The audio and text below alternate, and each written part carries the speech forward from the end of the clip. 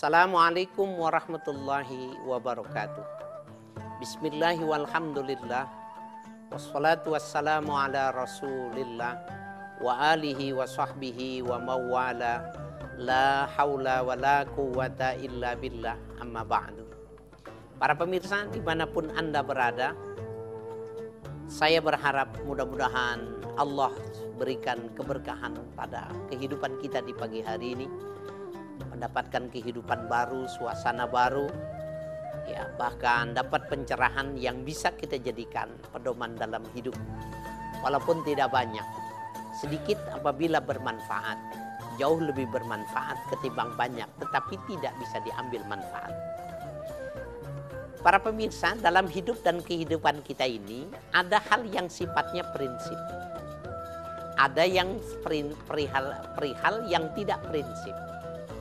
Artinya ada hal-hal yang sifatnya usuli, sifatnya dasar. Ada hal-hal yang sifatnya furu'i. Hal-hal yang sifatnya furu'i ini bisa jadi orang bisa berbeda pendapat. Tetapi ketika menyangkut hal-hal yang sifatnya usuli, yang sifatnya dasar, yang sifatnya prinsip di dalam Islam, tidak boleh. Ya, tidak boleh berkurang, tidak boleh bergeser, tidak boleh, ya, tidak pada proporsi yang sebenarnya. Apa itu? Kita sebut saja dalam kajian kita ini yang disebut dengan kajian teologi tentang tauhid. Tauhid artinya mengesahkan Allah, menunggalkan Allah. Ya, tiada Tuhan selain Allah.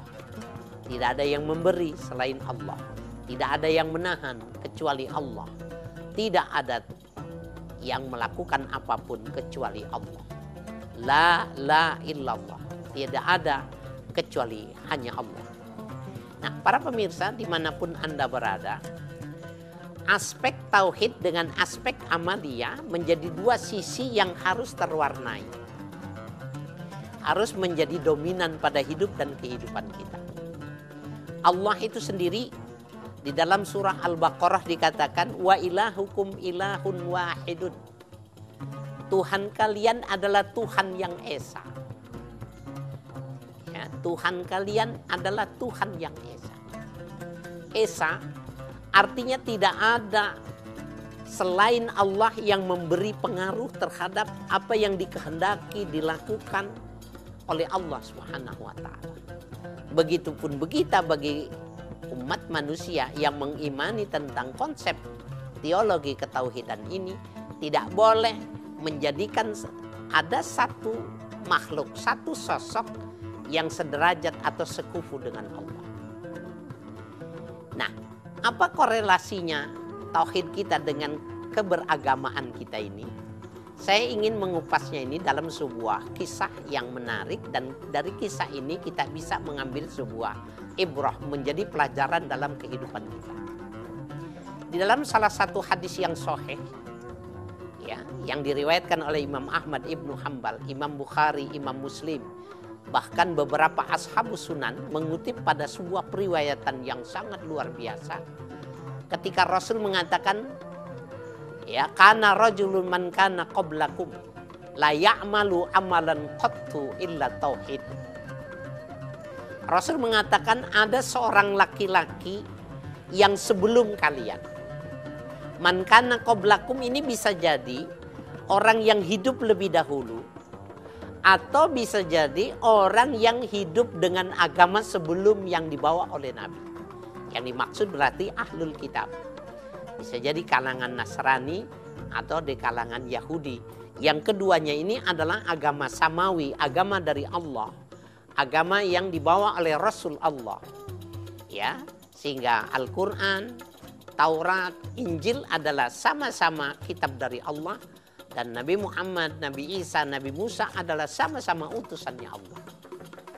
Nah, jadi ketika disebutkan man kana qablakum, orang yang sebelum kalian, konteksnya adalah orang yang berpegang kepada agama Allah. Tetapi hadis ini mengatakan la ya'malu amalan qattu illa tauhid. Orang ini tidak pernah ibadah sedikit pun. Ya, illa tauhid, kecuali tauhidnya benar. Tidak pernah sholat, kalau kita kasih ilustrasi tidak sholat. tidak berpuasa, tidak bayar zakat, punya uang tidak berangkat haji. Tidak pernah satupun yang dilakukan. Illa tauhid, kecuali tauhidnya benar. Apa yang menarik? Nabi menceritakan ketika orang tua yang tidak pernah ibadah ini sudah terasa tua. Ya, gambaran tua itu seperti ini. Ketika uban sudah bertabur, pandangan kabur, gigi mulai gugur, ya, pipi mulai kendur, ya, makannya pengennya bubur, gak lama masuk kubur. Ini biasanya gambaran orang yang sudah akhir hayatnya. Orang ini minta kepada istrinya, kepada anaknya, kepada cucu dan menantunya untuk kumpul. Maka dikumpulkanlah istrinya, anaknya, ya semua dikumpulkan.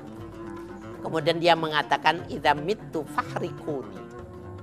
Apabila nanti ayahmu ini mati, kakekmu ini mati, fahrikuni, bakar tubuhku ini. Subhanallah. Siapa yang berani mengatakan, berwasiat kepada keluarganya, kalau mati minta dibakar? Ya. Apalagi yang dia minta setelah minta dibakar tubuhnya?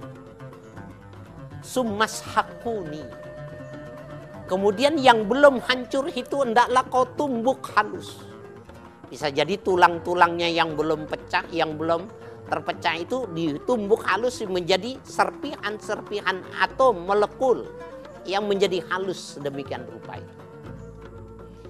Lalu bagaimana? Tsumma zuru nisfi fil barri wa nisfi fil bahr.